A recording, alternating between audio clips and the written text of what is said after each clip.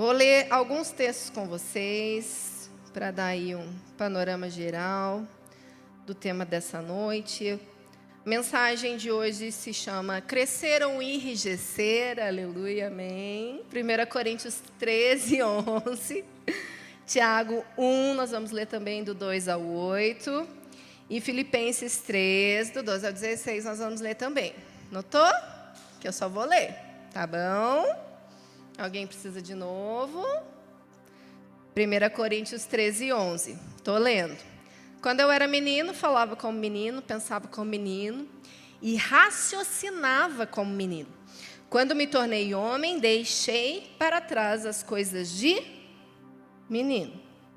Tiago 1, do 2 ao 8. Meus irmãos, considerem por motivo de grande alegria o fato de passarem por diversas provações, pois vocês sabem que a prova da sua fé produz perseverança. E a perseverança deve ter ação completa, a fim de que vocês sejam maduros e íntegros, sem que falte a vocês coisa alguma. Se algum de vocês tem falta de sabedoria, peça a Deus, que a todos dá livremente. Diga: Deus dá livremente sabedoria. Se eu preciso, Ele me dá. Aleluia, continue.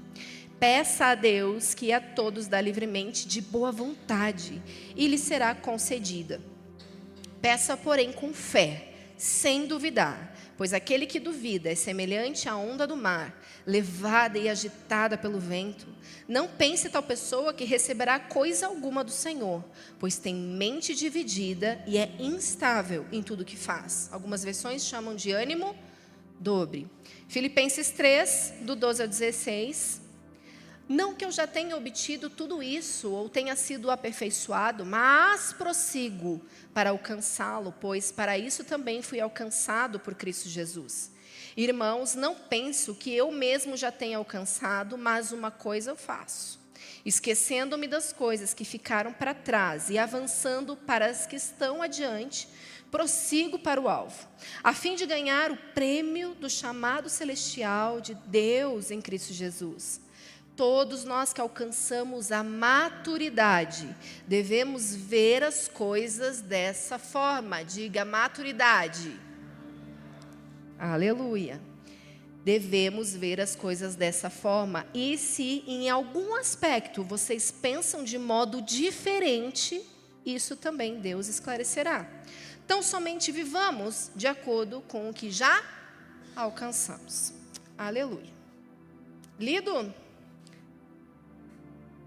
Queridos, são textos claramente que falam sobre o processo da maturidade, que é esperado de todo cristão. Afinal de contas, conhecendo Jesus, nós iniciamos uma etapa permanente de transformação, porém há um alvo, há uma atingida plenitude de Cristo, um crescimento proposto para todos nós, amém? Então a palavra de Deus fala sobre o leitinho que é dado para o bebezinho na fé, e para os maduros, já aquilo que é sólido, que é necessário ser dado. Porém, a grande dificuldade que a gente tem visto nas gerações é que cada vez mais se expande a idade da adolescência, das crianças. Vocês já perceberam? Que agora eu não lembro quais das categorias aí, se é aqui do Brasil, ou mundial, ou OMS, não sei, quem mais que dita aí as regras, deu uma esticada na idade do adolescente. Você já soube disso? Os adolescentes iam até qual idade? 17. Com 18 anos, jovem. Não me lembro qual da organização que deu uma esticadinha para o adolescente, porque, afinal de contas, a maturação hoje em dia está demorada. Então, ele puxou lá para os 24 anos. Que tal? Quem aqui tem até 24 anos? Levanta a mão. Adolescente. Misericórdia. Não, né? Em nome de Jesus. Gente, não tem propósito isso. Então, se por um lado, quando a gente olha para toda a história da sociedade, nós vemos, na verdade, uma maturação acontecendo muito cedo. As mulheres caçavam. Não caça nada. As mulheres casavam muito mais cedo. O processo de maturação acontecia muito mais rapidamente. Mas agora o processo está sendo esticado, prolongado. cuidado, porque está cada vez mais difícil, né? O adulto sair de casa, o jovem sair de casa, se tornar independente. É uma geração de Peter Pans, onde homens maduros, seus 30, 35 anos ainda estão dentro de casa, mulheres que estão maduras já trabalhando com 25, 30 anos dentro de casa ainda. Então, estamos esticando, colocando debaixo das asas do papai e da mamãe, quanto mais tempo, melhor, né? Mas isso é falta de responsabilidade, de lançamento, porque todos os filhos são flechas e devem atingir o alvo, precisam sair da aljava conforme a plenitude da maturidade vai alcançando. Agora, vamos pensar aqui o seguinte. Vamos pensar em alguma coisa assim de valor que exige assim entendimento de manejo, que custe caro mesmo. Vamos pensar numa máquina aqui que todo mundo conhece. Um MacBook Pro. Caro? Exige um mínimo de habilidade para lidar especialmente com os programas ali específicos, né? Alguns aplicativos de edição, de sei lá mais o quê.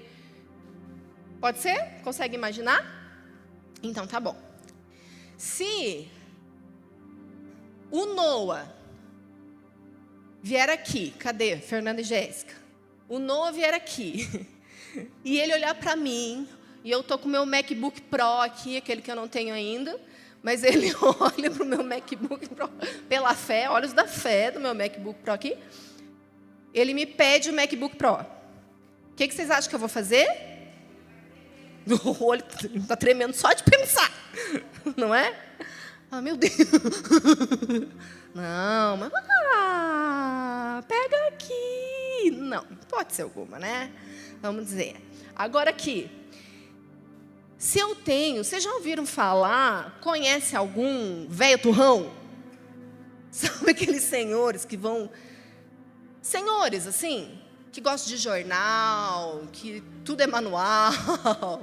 São aqueles idosos, turrões, que vão crescendo, ficando teimosos, não é?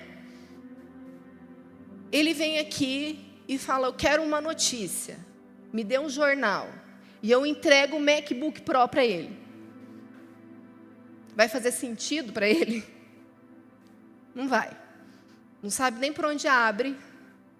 Muito menos vai achar interessante ter notícias pela internet. Porque, assim, internet é coisa do diabo, para, né, algumas pessoas mais velhas. E para ele não vai fazer sentido. E eu fico olhando para os cristãos amados das diferentes gerações, como muito facilmente nós saímos do plano da maturidade e muitas vezes estamos caminhando como crianças birrentas. Porque, sabe, Fernanda e Jéssica, o Noah está nessa fase assim, sabe? Começa a entrar numa fase de birra, que misericórdia, sangue de Jesus tem poder. Né? Ele quer, ele grita, ele esperneia, ele vai para o chão, ele faz o pai e a mãe passarem vergonha, porque ele quer, não é? Por outro lado, porque a falta de equilíbrio, né, sempre que acontece, nós temos o velho turrão que não quer, que dispensa a novidade, que não quer saber outro modo de pensar, de acessar notícias, que fala, não quero. Não desprezo, não quero. Eu quero o meu bom e velho jornal, eu quero ir lá na banca, conversar com os meus amigos. E eu vejo que os crentes vão para o mesmo caminho. Eu vejo muito cristão birrento e cristão velho turrão. Nós vamos falar sobre essas pessoas. Essas pessoas, né, que são outras pessoas, não somos nós, claro. Vamos lá? Beleza. Então, vamos olhar algumas características dessas crianças birrentas. Em primeiro lugar, elas querem satisfazer a própria vontade. Então, ela tem uma vontade e ela quer. Então, ela olha aquele brinquedo, ela olha aquele doce na prateleira, ela quer, e esse é o alvo dela. Então, ela é normalmente egoísta, ela está pensando só nela.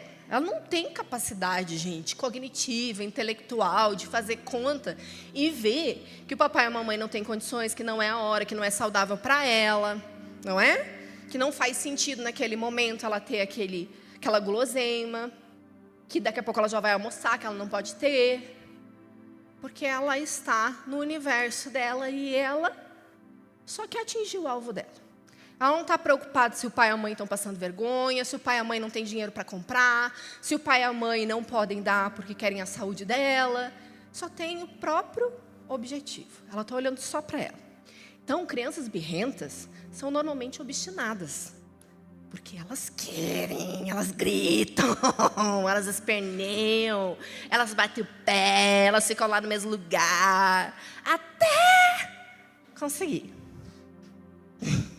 Adoro uma criança birrenta. Adoro pegar pelos cabelos, brincadeira.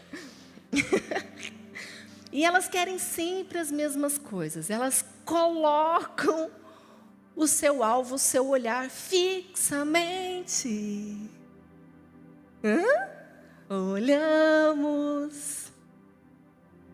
Não é? Elas olham fixamente, elas querem aquilo.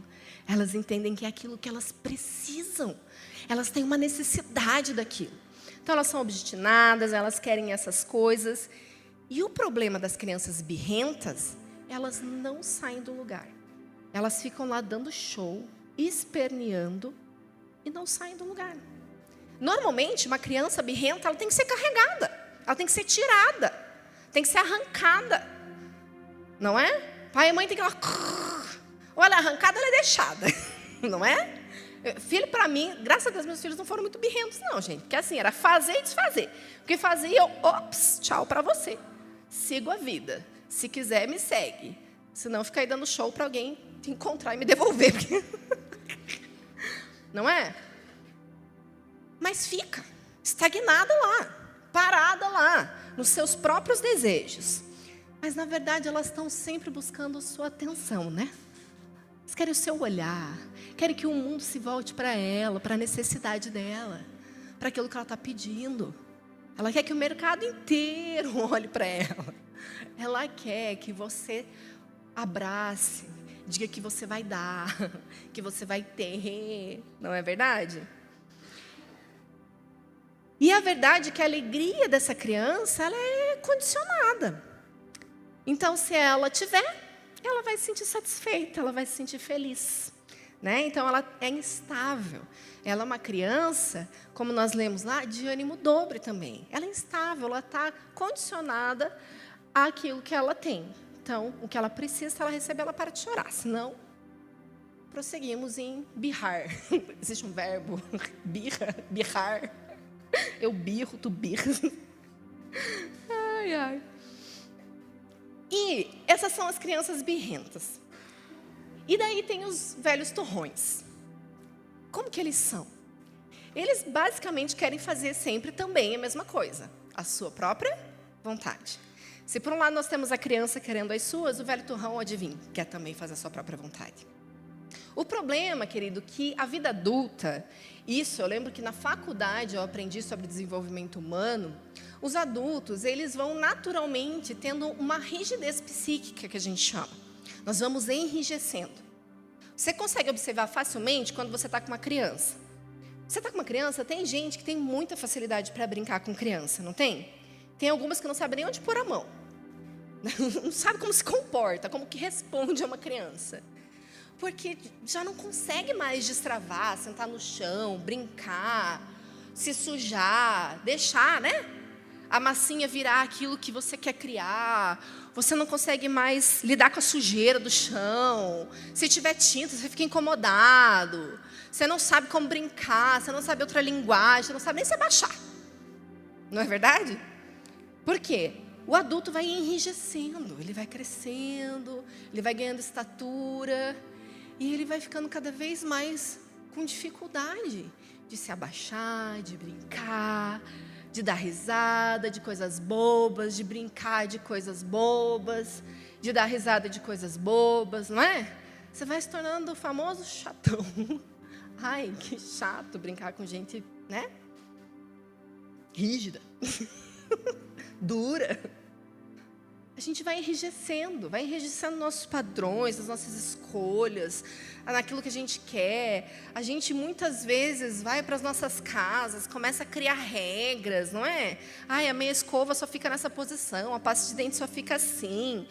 Vou pendurar como que é o nome daquilo? Toalha só desse lado. Não é? Ai, como a gente vai ficando chatinha, né? Ui. Mas está tudo bem, né? A organização é importante, não é chatice, mas assim, rigidez é muito ruim. Já viu pessoas que casam, recém-casadas, que sofrem no começo do casamento? Porque, lógico, são dois padrões, duas culturas, duas famílias se reunindo, e quando estão lá vivendo juntas, têm as suas manias, não é? Manias das mais chatas possíveis, outras são bem flexíveis, outras são bem rígidas. Os casais. Tá ótimo. Mas é verdade, é rigidez. Eu aprendi assim, eu nasci assim, eu vivi assim, eu quero assim. Quero que as coisas fiquem desse jeito. E incomoda tirar do lugar, incomoda ser diferente. Não é? É a rigidez que vai entrando. Você não consegue falar de outro jeito, você não consegue ter mais maleabilidade, você não consegue mais ter flexibilidade. Você vai enrijecendo. Então, querem fazer de novo a sua própria vontade, começam a desenvolver a rigidez. E a verdade é que os velhos birrentos, eles só ouvem eles mesmos. Né? Eles não querem muita opinião das pessoas, porque normalmente eles sabem o que querem da vida, eles são experimentados já em muitas áreas, e normalmente eles começam a ficar rígidos, inclusive em relação às suas próprias vontades, porque eles não querem ouvir a opinião dos outros. Porque ele já passou uma vida toda, ele já sabe como as coisas funcionam, já sabe para que serve, para que não serve, como é bom, como não é bom, e normalmente ele não abre espaço para o novo. Ele tem muita dificuldade com a tecnologia, ele tem muita dificuldade com o novo, porque ele enrijeceu a tal ponto que não dá espaço para o novo, não é? Então, eles acreditam que pela experiência que têm, já sabem o que tem que fazer, certo? Então, sabe qual é o caminho, sabe qual é a rota e quer prosseguir assim. E o problema dessa rigidez é não se abrir justamente para aquilo novo que o Senhor tem para fazer.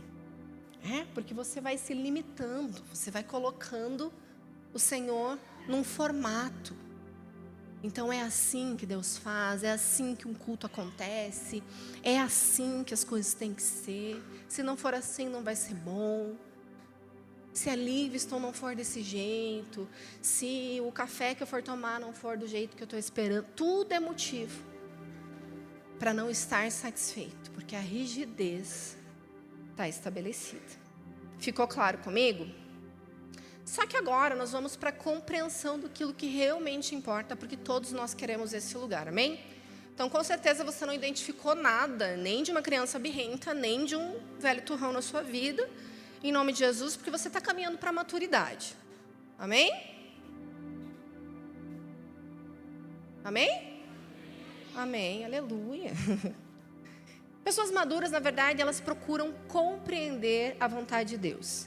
E eu quero ler com vocês Efésios 5, do 15 ao 17. Tenham cuidado com a maneira como vocês vivem, que não seja como insensatos, mas como sábios, aproveitando ao máximo cada oportunidade, porque os dias são maus. Portanto, não sejam insensatos, mas procurem compreender qual é a vontade de Deus. E compreender a vontade de Deus, queridos, fala de justamente discernir tempo, modo para todas as coisas, como Eclesiastes fala, que o coração sábio, ele discerne tempo e modo para todas as coisas. Então, o contrário da insensatez é um lugar de maturidade. E a maturidade, queridos, é sobre saber quando tem que esperar e saber quando tem que avançar. Ok?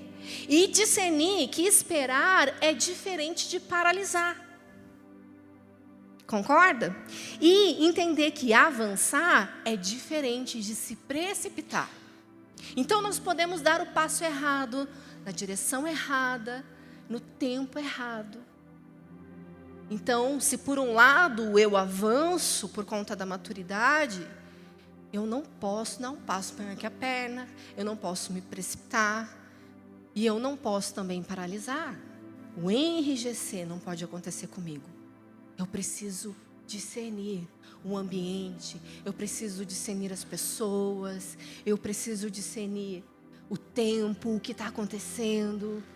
E isso é fruto de um relacionamento profundo com o Espírito Santo. É Ele quem vai te dar a instrução, porque Ele é aquele que opera em nós o desejar e o realizar. A palavra de Deus é aquela que é lâmpada para os seus pés.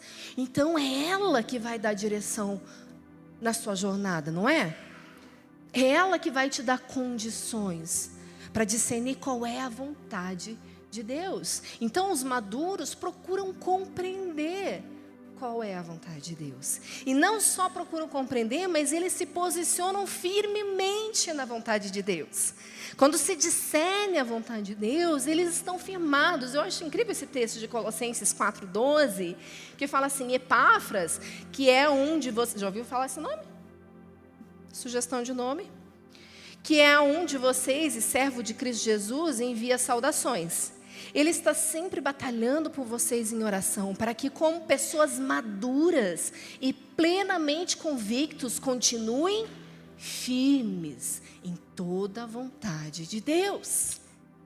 Então, se nós não somos levados pelo vento, nós não somos levados pelas circunstâncias, nós não somos motivados pelos nossos próprios desejos, nós estamos discernindo a vontade do Senhor, ouvindo a voz do Espírito Santo no tempo, no modo, eu vou manter firme. Se o Senhor falou, eu vou cumprir, eu vou fazer, porque o Senhor me disse que iria fazer, que iria realizar. Então eu vou me manter firme naquilo que Ele disse para mim. Está no centro da vontade dEle. Vai exigir de você ter uma mentalidade de Cristo, não é? E queridos, a verdade é que quem discerne a vontade de Deus, se mantém firme nela, ela está posicionada e aberta para deixar para trás aquilo que não cabe mais para o novo de Deus, para o avançado Senhor, para a nova estação. E está disposto a deixar para trás o que ficou, esquecendo das coisas que para trás ficam, não é? 1 Coríntios 13:11 fala: quando eu era menino, falava como menino. Não só falava, eu pensava, eu raciocinava como menino. Então eu não posso mais pensar da mesma maneira no lugar da maturidade. Eu não posso mais pensar nos meus próprios desejos, nos meus egos, naquilo que você quer, nos seus próprios pecadinhos. Eu vou avançar, eu vou olhar para Ele, aquilo que Ele quer, e eu não vou mais pensar como menino. Eu não vou agir como uma criança precipitada, mimada, ofendidinha, chateadinha, birrentinha. Eu vou deixar de ser crente Nutella e vou olhar fixamente. Vou ter outro pensamento, eu vou deixar aqueles pensamentos de mimimi, de autocomiseração, de pobre de mim, não é? Eu vou deixar para trás, porque não cabe mais para a nova fase. Filipenses 3, do 13 a 14 fala: irmãos, não penso que eu mesmo já tenha alcançado, mas uma coisa eu faço, esquecendo-me das coisas que para trás ficam, prossigo para o alvo. Então eu deixo para trás para atingir o alvo. Eu deixo para trás para prosseguir para aquilo que o Senhor tem para mim. Amém? E baseado, querido, no texto de Tiago 1, do 2 ao 8 que nós lemos, os maduros estão aqui. Eles têm a sua fé provada, né? O que está acontecendo? E está tudo bem, desde que você não oscile demasiadamente, não despenque, ou fique numa euforia descontrolada. E sabe, queridos, a bipolaridade é um quadro de euforia e distimia, que são os picos, certo? Está lá em cima, daqui a pouco está lá embaixo. Está lá em cima e daqui a pouco está lá embaixo. E esses quadros são patológicos. Nós estamos falando de uma doença.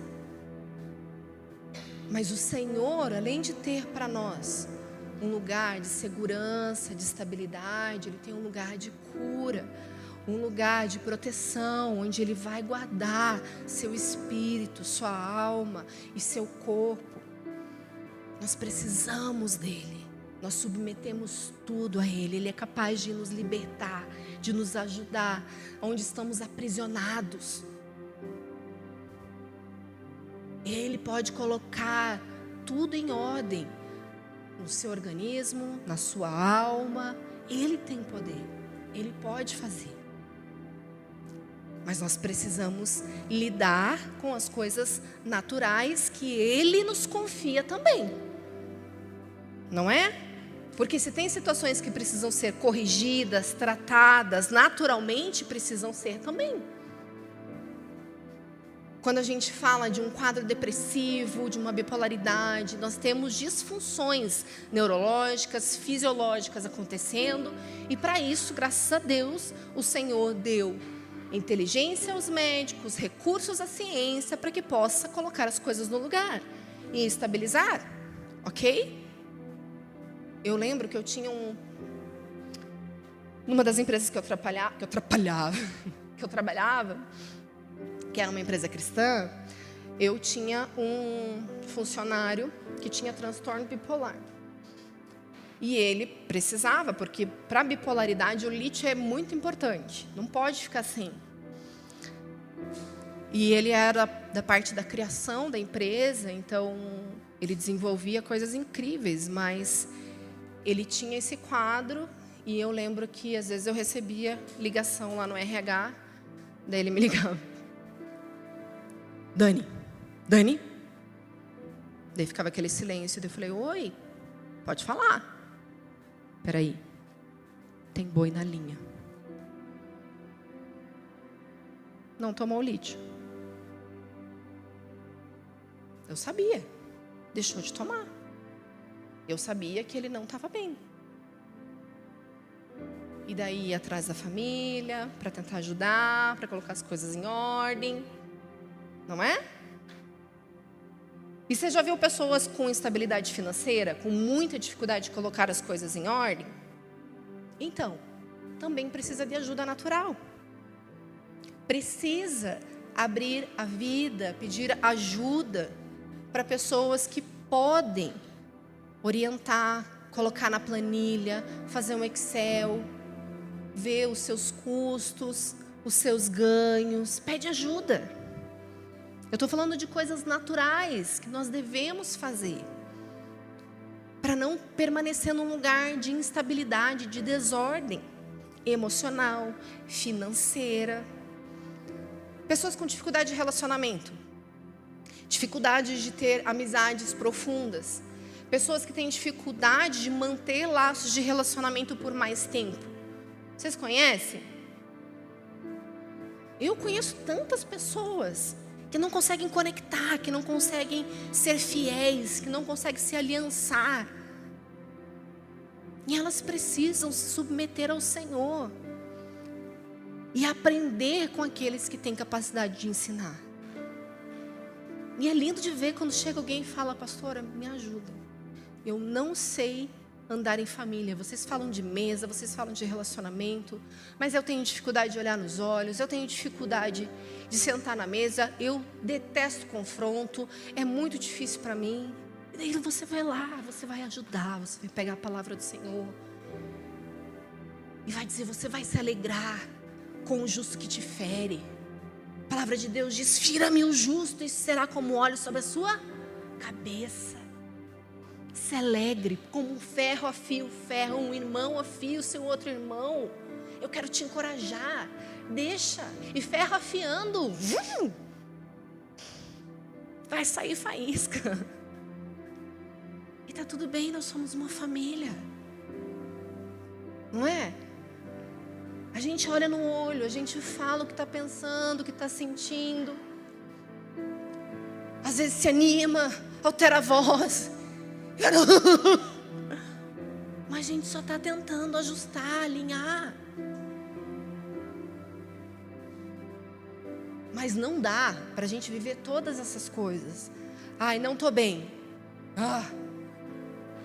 Vou fugir daqui. Não estou bem, não estou legal com você. Vou fugir dessa amizade. Não está dando certo esse emprego. Vou para outro emprego. Gente, é uma geração que não dá conta de permanecer nos empregos. A rotatividade é altíssima. Que não chegam a uma estatura, uma maturidade capaz de ouvir um não do chefe, de ser cobrado pelo chefe, de acordar cedo, de chegar no horário. Misericórdia, Jesus me livrou de me tirar de um RH, porque eu acho que, sem brincadeira, se eu tivesse no RH hoje, na geração de... Gente, sério, pelo amor de Deus, eu ia abraçada numa cinta. Vira aí, te faltou isso. Sério. Gente, pelo amor.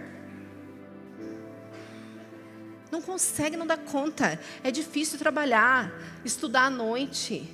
Se voluntariar na igreja ainda, pelo amor de Deus. Você acha que eu tenho que trabalhar, estudar à noite e ainda ser voluntário na igreja? Não dá. Pelo amor. Não cabe na condição psíquica dessa geração, gente. Que está doente, que está infantilizada, que ficou para trás. Por falta de correção, de limite. E a igreja é o lugar que Deus vai te dar isso. Porque se você não teve pais naturais que fizeram isso por você, o Senhor é. O Senhor corrige aquele que ama. O Senhor te sacode, você vai crescer, menino. Eu te fiz para atingir um lugar. Eu te fiz para atingir um alvo. Não vai ficar aí, não. Vamos? Crescendo, esticando e vai doendo. Não é? Dói. Crescer dói. Mas a condição dos maduros também é aproveitar o máximo cada oportunidade, que foi o que nós lemos no texto de Efésios. Tenham cuidado com a maneira como vocês vivem, que não sejam como insensatos, mas como sábios, aproveitando ao máximo cada oportunidade, porque os dias são maus. Portanto, não sejam insensatos, mas procurem compreender qual é a vontade do Senhor. Nós não podemos dar lugar à insensatez, desprezar o crescimento. E desprezar o crescimento é não querer correção. Desprezar a maturidade é querer viver birrento, esperneando, querendo sempre as mesmas coisas e dizendo: se não for do meu jeito não vou, se não for do meu jeito não faço, se não for do meu jeito também não quero. Para atingir a maturidade, eu tenho que abrir mão para voltar, sair do turrão, daquele rígido que diz que não é assim que funciona, é assim que as coisas têm que ser. Se não for do meu jeito, não, porque eu estou experimentado, eu sei como que se faz.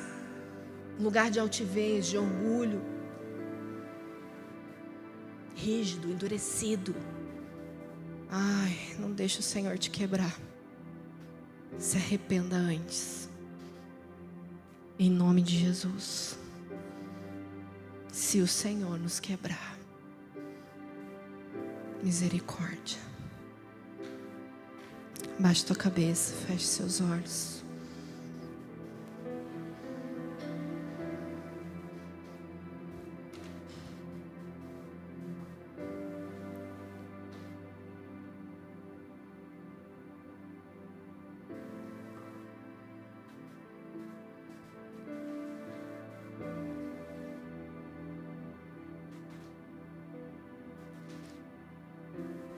Sabe, queridos, o orgulho precede a ruína.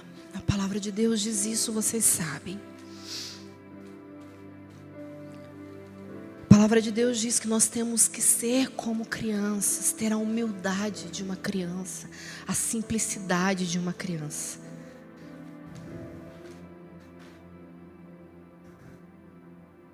Não é ser criança, não. É ser como criança. E o caminho para a maturidade é a humildade. É se parecer com Jesus. Atingir a plenitude de Cristo. Fala em olhar fixamente para Ele. Em olhar para o caráter dEle. Em ter a mesma atitude de Cristo. Que a si mesmo se entregou. A maturidade exige de você renúncia, morte. Inclinar os seus desejos a Ele.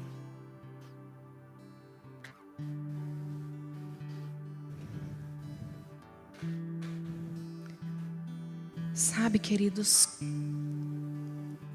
o Senhor me mostra pessoas objetivando coisas, alvos, lugares, coisas